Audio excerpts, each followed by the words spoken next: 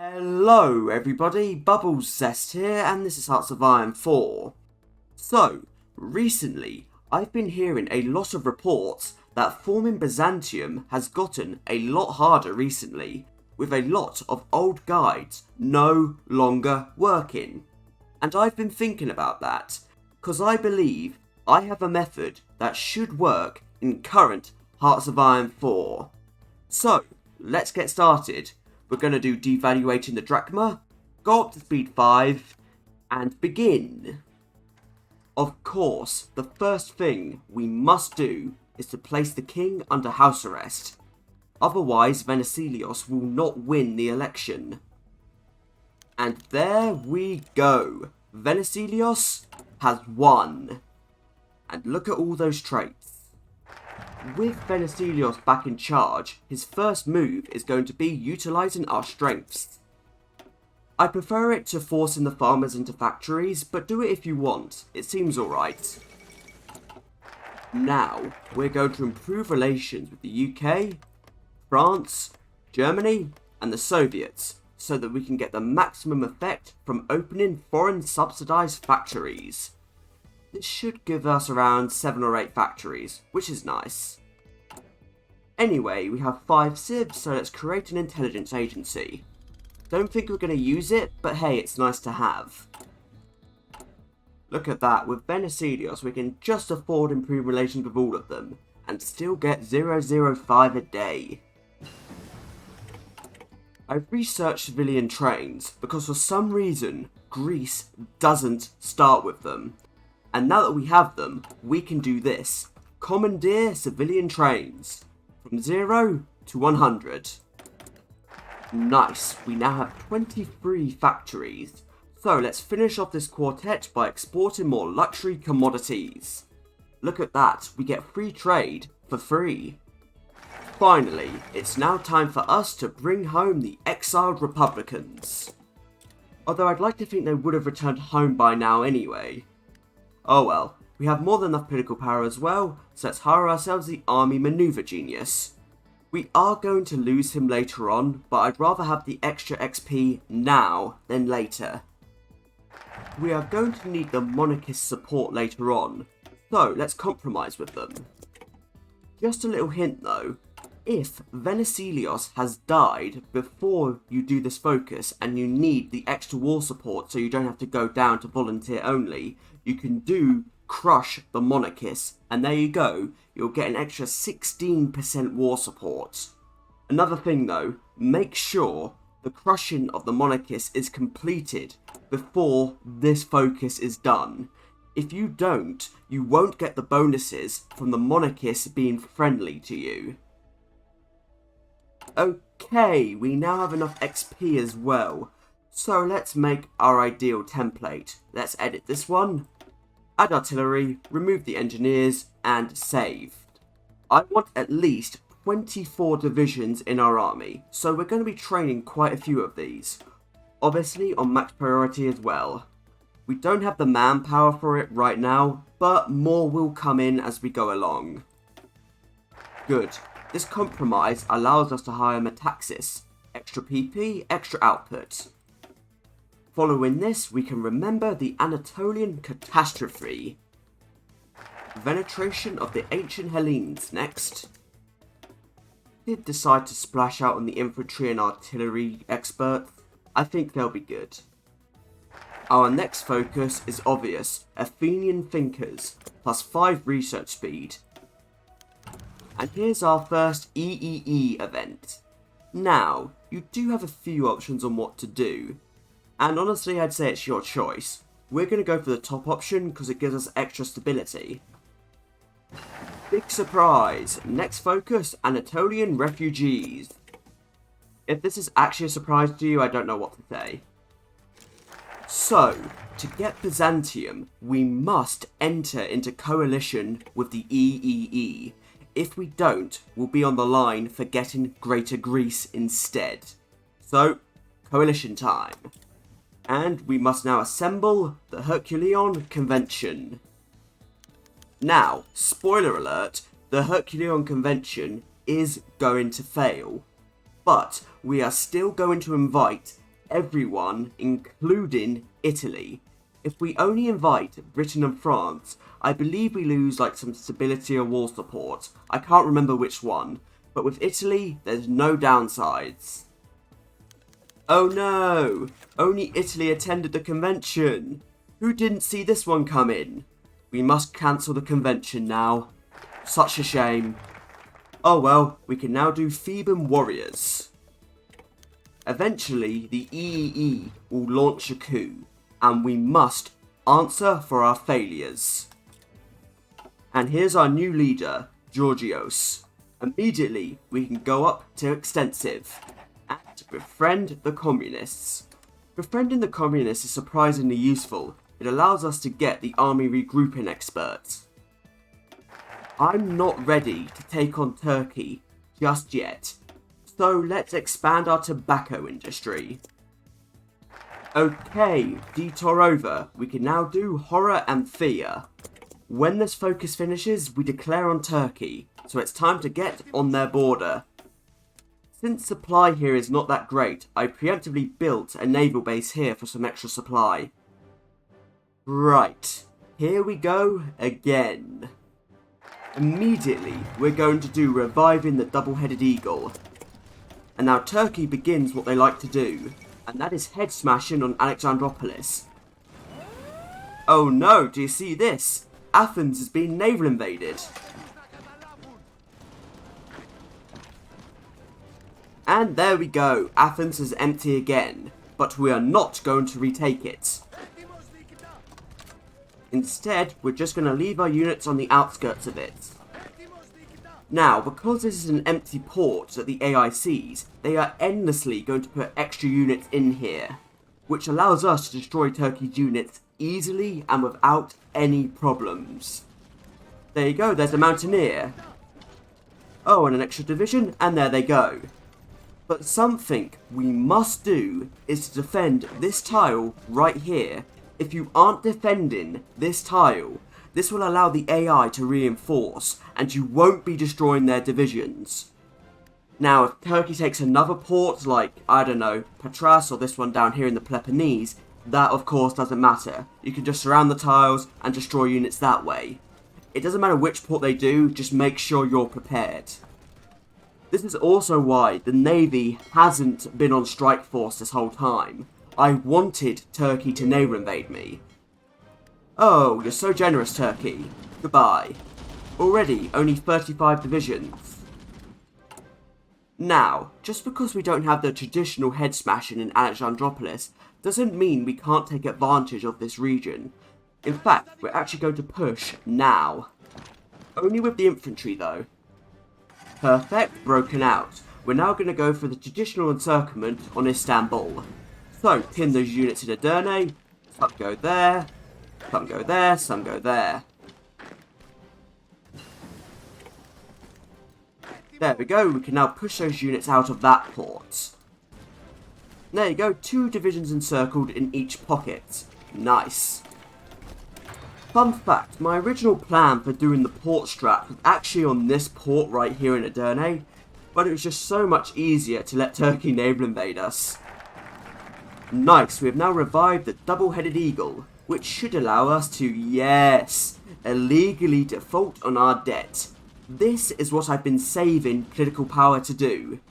As you can see, our debt increases our consumer good factories by 15%, but with this, gone. And now we can do this focus, which I'm not going to pronounce. Good, we've now flushed out that pocket. So, just like the old guides, we're going to withdraw to Alexandropolis again. Okay, Turkey's returned to Alexandropolis, so let's do the same thing again. I don't think they're actually going to fit out these last few tiles, because they don't actually have that many divisions left. Whatever, we can just go the traditional way. One more time, but I honestly don't think Turkey's gonna do much more now. Is any unit even gonna retake Istanbul?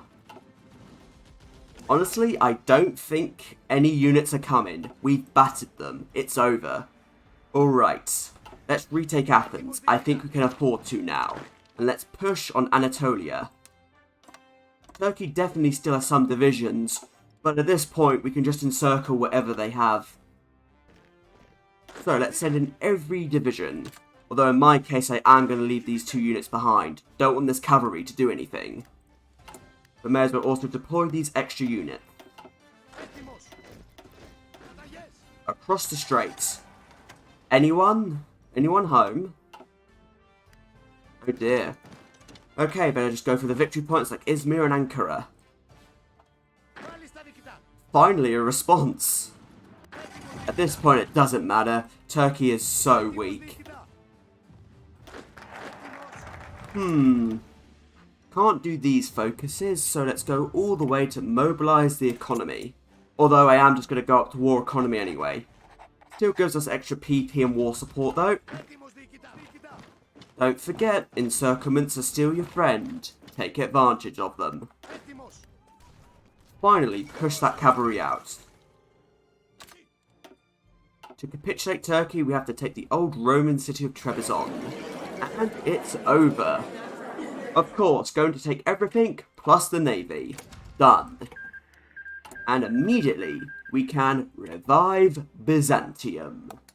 We are now the Byzantine Empire. Although we still have a problem. Romania guaranteed Turkey, and so we are at war with them. But can I be bothered to deal with them today?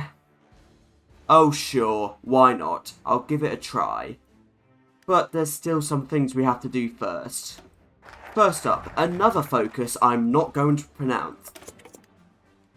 Second, training up extra divisions. We're going to need a lot of them. Now, as you can see, we have a problem. We have a massive deficit. Luckily, we have an old friend who can help us, Lend-Lease. And since tension is so high, we can also get Lend-Lease from non-aligned countries, so ones like Yugoslavia, Poland, and Finland. Nice, nice, nice. I would get Lend-Lease from Turkey, but I don't know, I don't think that's going to work today. There we go, our first Lend-Lease is in. So let's get another. Thank you, thank you, thank you, thank you. Obviously, we're not just going to Lend-Lease these countries, we're going to do a load of other ones too. Do whichever you like to get the most equipment that you can. So, time for another focus. The die is cast. Now, at this point, we could naval invade Romania, but that's not going to work. Look at that, Romania has up to 45 divisions, and they can all defend the coast. We'd just be pushed back into the sea. So we need another way, and luckily, there is one. As you can see, Bulgaria will happily create a faction with us. So, I think that is going to have to be our way in. Time for us to make a faction. Right, let's get to work. Most of the army, go in. I'm leaving 13 divisions behind so we can naval invade if we want to. Right, let's call in Bulgaria. Curious. I kind of expected Romania to head smash us, because that's what they did last time. So it looks like we're still going to need the naval invasion. Okay, I can work on that. Let's plan some. I'm going to go for the Port of Constanta. I think we can get support from this tile, which should allow us to get it, and then we can encircle this little one here. So I think we should have 4 on that one, 4 on the other one, and 4 on another one. Actually, it's not going to be 4, is it? It's going to be 2. Whatever. Well, here goes nothing. No surprise, Romania's defended. So let's try and take that tile. Come on, almost there. Just the tank to break. Good, now we can support Constanta. Pin there, go there. I should probably not attack Dubrich so I can encircle those divisions there. Perfect. Come on, almost there, almost there. Got it, let's keep moving. Right, I think we've gotten our breakout. Yeah, Romania's weak, let's begin to push. The main reason we're actually pushing is to keep Romania's units there. No, that's not going to work, is it? We need a better plan than this. Looks like the only tile over this river we're going to take is this one, so I guess we should focus upon it. There we go, progress. We should probably try and make our way towards Bucharest and its supply hub. But any other encirclements we could potentially make are a good idea. And we're actually at Bucharest already. Come on, retreat into it. I will not have any pins today. Perfect. Is that supply hub linked up? No, but we can do that. And we've made it to Kolch. Finally, an encirclement here. I've been waiting ages for that. Oh, another encirclement to be made. I don't mind if I do. And another little encirclement. Good. Just keep moving at this point. Sure, pushing through Romania is going to be costly. But once you get your breakout, no matter how it's done, they are pretty easy to take down. Just be careful about the Carpathian Mountains. They're painful. Use your mountaineers. But Romania is done. So we're going to give Dobruja to Bulgaria. Thank you for your help. While we are going to take the rest of Romania. Except... Now, I know most of you know this, but I'm sure some of you don't. Do not take Bukovina, Bessarabia, and southern Bessarabia. The Soviet Union want these states, and if you take them, they will justify and declare on you. If you're up to the challenge and think you can beat them, go ahead. But in any other scenario, leave Romania alive. You may as well also take Romania's ships, because they do have some. We got 7 states, Bulgaria took 1. For an invasion of Romania as the Byzantines, that was actually pretty good. I've struggled with this in the past. But at this point, whatever happens next is up to you. Maybe you join the Axis, maybe you oppose the Soviets, maybe you try and take down the Allies. The road ahead of you has so many ways to go. But for us, this is where we call this. It's actually been pretty fun playing Byzantium again, and doing a different strat to form it. I know, it's very cheesy to do, but I said to myself I was going to do a simple, easy strat to form it. And hey, as long as it's not an Order 66, I'd say it's fair game. So, until next time everybody, I thank you for watching, I do hope you've enjoyed it, and until we meet again, from me, Bubbles Zest. Goodbye.